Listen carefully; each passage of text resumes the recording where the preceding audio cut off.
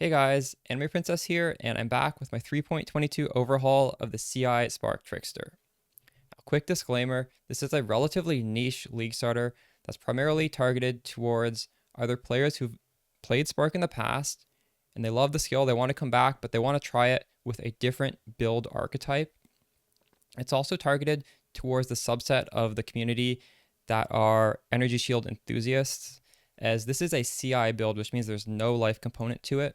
And the list goes on, but the general gist is that this is not necessarily a beginner-friendly guide. And because of that, I will make some assumptions that you have pre-existing Path of Exile knowledge and you're not just coming in here blind. So just keep that in mind. If you're new to the game, I would suggest checking out the Inquisitor version called Crit Spark. That is way more beginner-friendly and it will be right up your alley. Let's go over this build's strengths and why you might want to play a CI Spark Trickster. For me, the biggest draw to it is the synergistic nature of its defensive layers, which I think are pretty much unrivaled. As a Trickster, we have really good energy shield leech, both from our ascendancy and on the passive tree, and we also get overleech, which means the leech will kick in instantly, whereas for other builds, it is going to have a ramp up time. This works really well with Spark because Spark just covers the screen. In fact, it covers beyond your screen. So in a mapping scenario, or even when you're bossing, there's just so many sparks hitting everything all at once. You are never not going to be leeching. Something's always going to be getting damaged. And that means if you don't get one shot, you are probably going to live because we also have a really high energy shield leech rate. So if you're not killed, you can go from 0 to 100% in like 2 to 3 seconds probably. And the rest of the defensive layers synergize with this in helping to prevent one-shots. So after we finish the campaign, we'll enter maps with really close to spell suppression cap on our tree alone. So it's pretty easy to completely spell suppression cap with a little like one piece of gear. And spell suppression is one of the best ways of preventing one-shots because it simply cuts all incoming spell damage in half. So if it doesn't fully kill you, you're going to leech that back up. And we are an evasion-based build, which means we won't get hit very often from attacks, but when we do, it might hit us a lot harder than the armor-based character. However, we also have the defensive layer of Ghost Shrouds, which will prevent damage when we take damage. And we have a bunch of these charges, and they will have time to replenish because you're not going to be taking hits every time you get attacked. You're going to be evading most of them. And the Ghost Shrouds also work on spell hits, so again, you have the spell suppression and you have the Ghost Shroud, both of them counteracting that big hit. So basically, the defenses feel super comfy. It's going to be pretty hard to die on this build once you have it completely set up. This build's biggest weakness is simply the fact that spell-based Trickster does not have a crazy power spike early on in the game. And this is a reason why some people might opt to play CI Spark as a second build rather than a league start. However, this guide is attempting to bridge the gap and let us league start despite these weaknesses.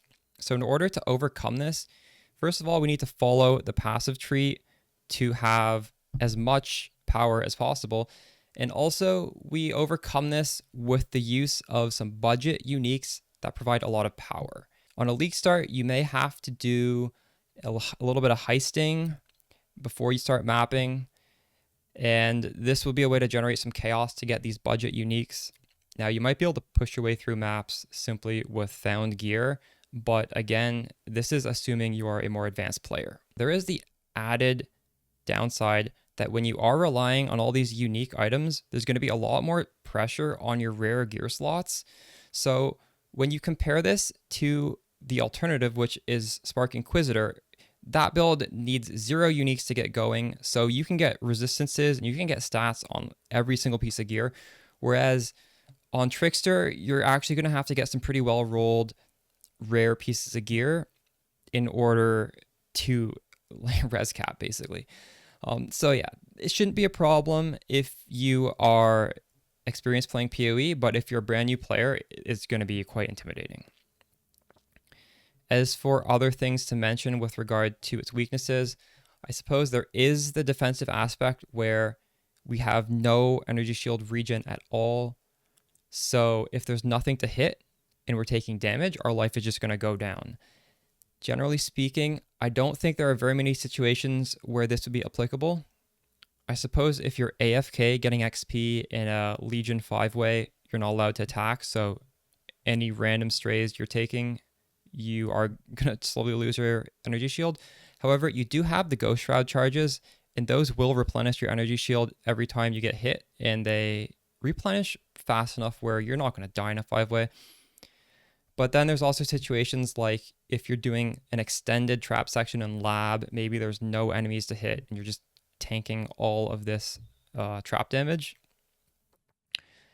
If you're in a situation where you're repeatedly needing regen, you can just unspec a couple nodes on the tree, take off the ring that disables ES regen, and you will get it back. However, in most cases, you want all the actual tankiness that also has the downside of disabling our energy shield regen. Let's walk through the leveling nodes together. So this is how we start off. There's quite a bit of power up here, a lot of traveling nodes to get over to what we really want, which is the Ellie Inversion Mastery over here. Now this might look a little sus, but our skill gems are quite powerful. This won't feel bad. We should be able to make it over here just fine. This is the start of the tree. As for the gems, while we're going through this, we start off with Act 1. We're going to have to decide which movement skill we want to use. You have 3 main options. The first one is simply flame dashing through Acts 1, 2, and 3 to buy Leap Slam at the Ciosa vendor in the library.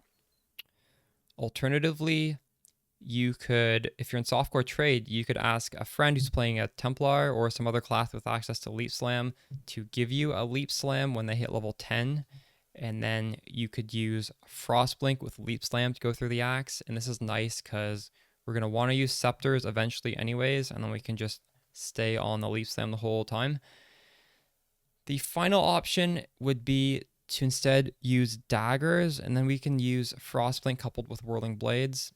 Again, this is just preference. You can choose one of the 3 options. For our skill gems, Spark, Pierce, Added Lightning, very, very strong. We're going to have either Frostblink or Flame Dash coupled with a low-level Arcane Surge, which is used to buff our mana regen. And we're going to use Frostbomb in Act 1 and Act 2. Drop it in front of us when there's a pack, and then Frostblink across the pack. It's going to help us get some XP while we don't have to necessarily stop and kill every pack. Orbis Storms and Flame Wall are the main skills we use to kill bosses. You're just going to want to get close to the boss, drop the Orbis Storms, try and kite around, avoid its attacks. Also put the Flame Wall on the ground. Flame Wall underneath the boss. It also gives added damage to the sparks once they pass through it. We're going to grab Clarity for an aura to help with our mana situation. In Act 2, I suggest saving a Lyra. Way down the line, you're going to want to respec this to 2 passive points, but we are so starved for resistances, and the mana also helps. So I would say a Lyra's no-brainer on day 1. You want to go do the Den quest, most likely, if you don't have a second Quicksilver. We're going to pick up Wave of Conviction. This is another thing you cast on the boss. And you can get the Herald of Thunder and Herald of Ice auras. It's going to speed up leveling quite a bit.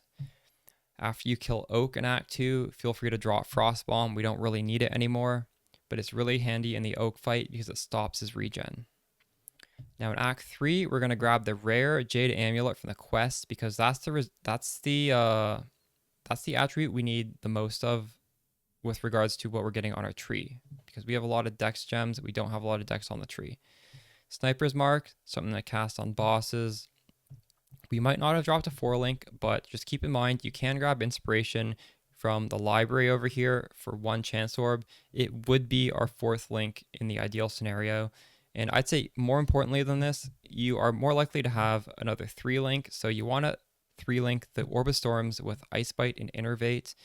And at this point, we're going to want to get in the face of a pack of monsters, drop the Orb of Storms, start casting Spark. It's a lot more damage when we're really close and we're doing both of them together.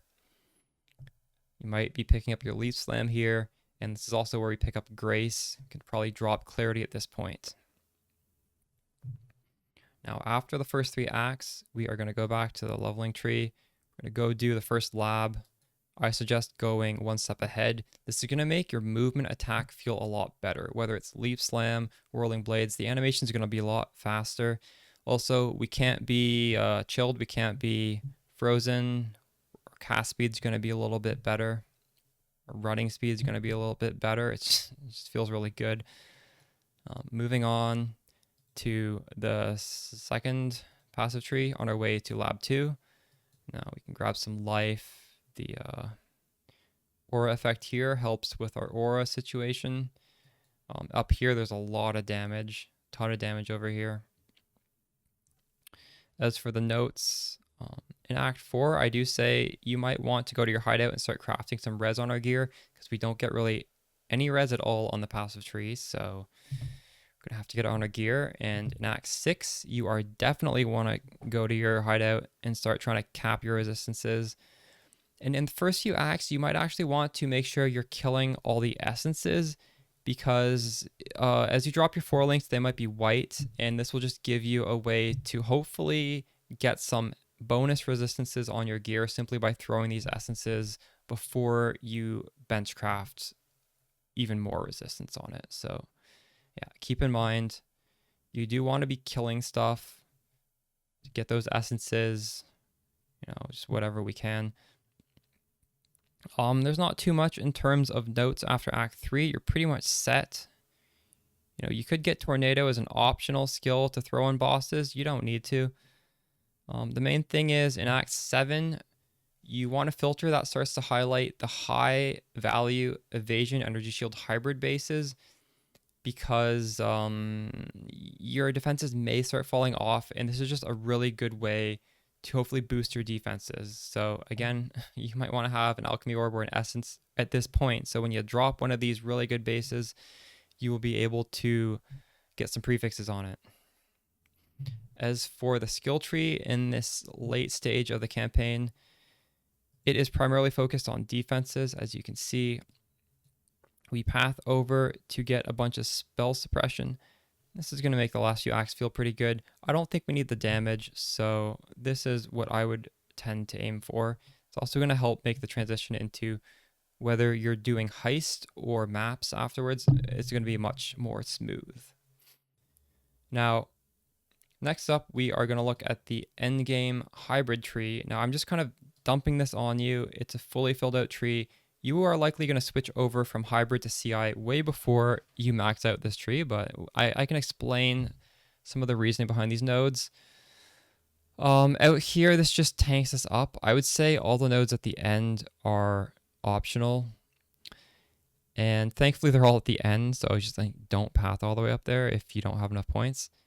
And the Chaos Res nodes here are because I do advise using a Ghost Writhe, and when you have Ghost Writhe, you need to basically cap your Chaos Res. So this is a way to help ease the burden on your rare gear slots. You'll get a bunch of Chaos Res here. As for the rest, you just use your judgment. It's all, just read the notes, pretty straightforward. As for the CI swap, the tree doesn't change too much. Obviously, we're going to take off the life. It's not really much of a respec, though. I'm sort of assuming you have somewhat of a budget. You're not swapping too early. So there is some clusters in here, but it is fairly budget. And there is the final, Mage Blood aspirational tree. This isn't realistic. I don't think you will ever end up in a situation where you have this tree, because realistically we will crit swap to scale our damage long before we have a tree like this. But this does give you some ideas on, some small things to do to improve your damage. For example, you can see the wormhole jewel. This is a pretty good one. Look at the clusters. Wind Dancer is pretty good for tanking up if you have the evasion for it. Yeah, this is just an example. You could end the game on here. My character in the B-roll footage is just like this. This is the character. The damage, I think when you actually configure, it's like 6 million per hit, but you're hitting a lot of times. So it is enough damage to do basically any kind of mapping content. Perfectly fine. There is no crit swap in this guide because with tattoos, I don't know, that might make it easier. Also, there's going to be a bunch of new uniques. Maybe some of those will help. There is going to be a section after this that goes over some of the most important pieces of a crit swap, because I think depending on the gear you have, everyone's crit swap is going to look slightly different. You don't exactly need to copy a tree. You just have to, just get a bunch of crit, and we will briefly cover that. Let's look at the early game gearing now. This is the first gear set I have, and this is end game before you switch to CI. I advise using a couple Singularity Scepters because it's really high damage and they are cheap. They also give us mana regen, they give us some cast speed, a lot of nice things on them. As for the helmet, I do advise using trigger socketed spells when you focus so we can get out a bunch of utility spells. This is going to help buff our damage a lot more, so our damage will be higher than our actual hit damage here. Of 800,000. So it's going to feel better than that. For gloves, you can use Algor Mortis, and this synergizes particularly with the I have it in the, you don't need to socket these into your gloves, but I just happen to have it. Vortex with is the important thing in here, but you can also add Culling Strike, Arcane Surge if you have extra sockets. That gives you a lot of extra damage. Now, Ghost Writhe is really high value before you switch to CI, and you need to have capped Chaos Res, or else you are going to die while you still have a lot of Energy Shield, most likely.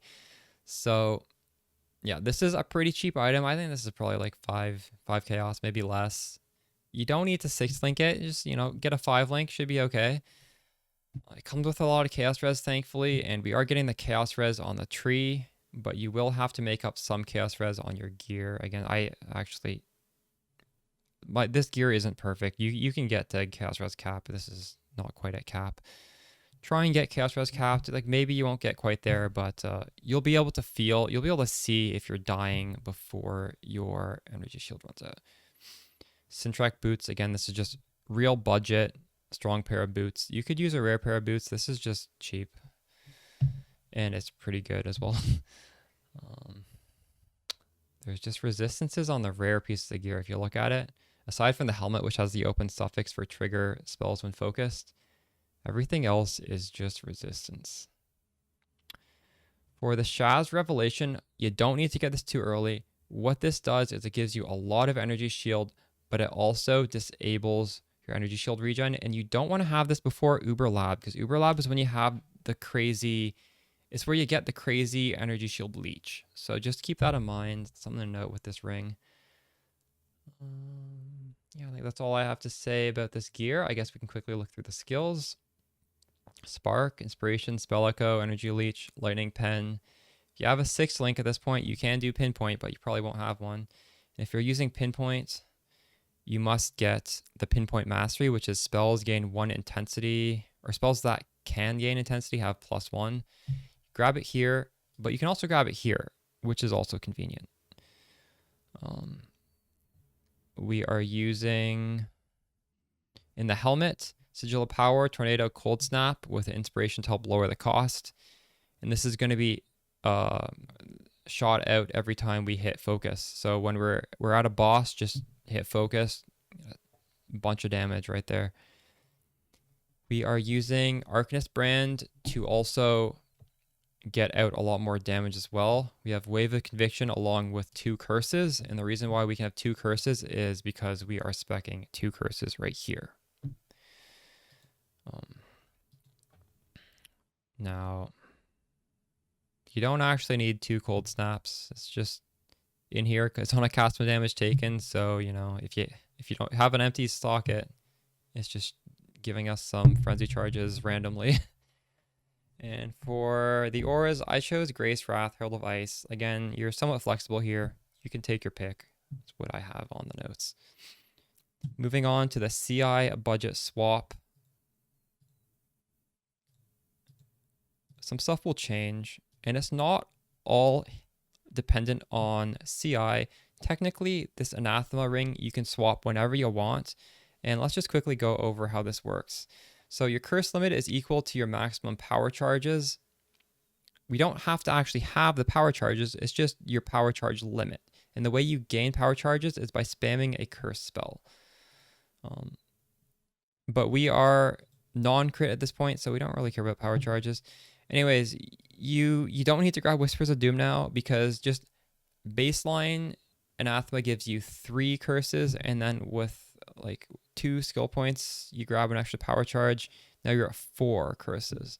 So this is reflected in our skill choice by now going the Arcanist brand with Punishment, Ele Weakness, Conductivity, the 3 best DPS curses. Well, aside from Sniper's Mark. But we're going to self-cast Sniper's Mark because you cast this once and it stays permanently because this is a mark. And those are the 4 curses we're throwing out there. As for the rest of the items, as you can see, a lot of the uniques haven't changed. Obviously, Ghost Writhe, that is a hybrid ES life body armor. Now we're going to want a Sadist Garb. You want to craft this to have really high evasion rating, energy shield. You can just use dense fossils. Now, this does give you the opportunity. You might want to eventually craft a Sadist Garb that has a fracture on it. So some examples of good fractures would be in the suffixes, you could get high intelligence. You could also get a fracture for spell suppression. You could also get a prefix fracture to make rolling the dense fossils a bit easier. It's up to you. But on a budget, I would probably do unfractured first. Just get that 6th link going. There's really not too much to say here. As for the gear, now we're able to fit in Divine Blessing on Wrath, but you might need a alt quality inspiration to fit this in. Everything is pretty much the same. We have, well, the ores are different. Now that we're CI, we want Discipline. I've also put in Haste.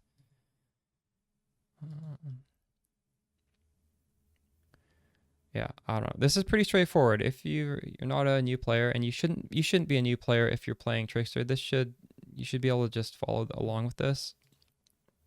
And I don't think we need to talk too much about this last one because this is just like aspirational, expensive gear. Again, obviously, like getting some of these expensive pieces are nice to have. Yeah, this is there for you to look at if you want.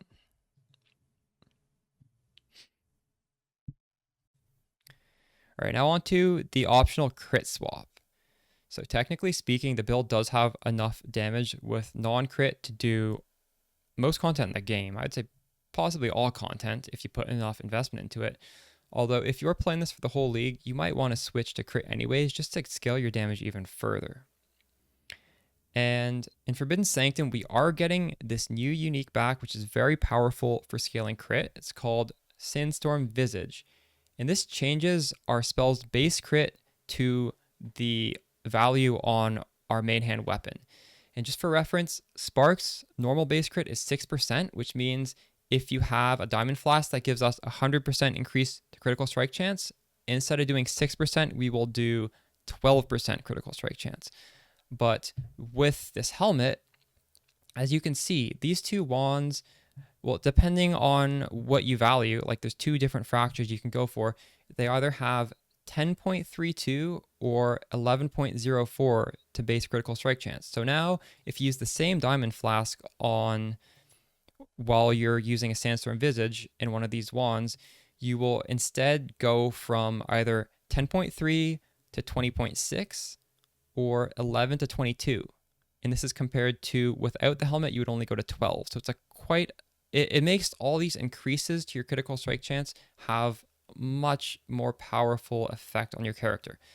Now, as for how to craft these 2 wands, there's a crafting guide on my channel called Perfect Spark Wands, and you follow the exact same principle, but obviously here you're going to unveil something different. If you're choosing the Prod Speed Fracture, you're going to unveil the hybrid stat with the critical strike chance. And if you're going for the fracture on the critical strike chance, you're going to unveil, you know, cast speed or double damage, crit multi, whatever. but the logic is there. You can just follow that video. It's exactly the same thing. You can expect to spend roughly 10 to 20 div on this wand. And when you're doing the crit swap, keep in mind it's only your main hand weapon, so you only have to craft one of these. Crafting two of these does not help you. With that aside, Sandstorm Visage is honestly just a pretty good helmet for Trickster anyways, because Trickster wants high energy shield values. This also gives us stun immunity. It's cast speed. I don't know. It's okay. This helmet's decent. So you shouldn't feel too bad putting this on, especially on a budget. It's going to give us a ton of critical strike chance. As for other ways to skill crit, honestly, there's so many. There's like timeless jewels. Everybody is going to do different ways of swapping a crit. I'm sure the league mechanic's going to have some ways to get some crit too. But the main centerpiece of the crit swap, at least on a relative budget, is very likely going to be the combination of this wand craft with the Sandstorm Visage helmet. Hopefully this is not too rare of a drop in Forbidden Sanctum. That wraps up everything I wanted to say here. For everyone league starting Trickster, I'd love to see you guys share your POBs in the Discord community. I think seeing especially how you guys solve the crit swap would be pretty interesting. And as for me, I will be streaming my Leaguestart on Friday, so I hope to see some of you guys there. And I'll catch you guys in the next video. All right.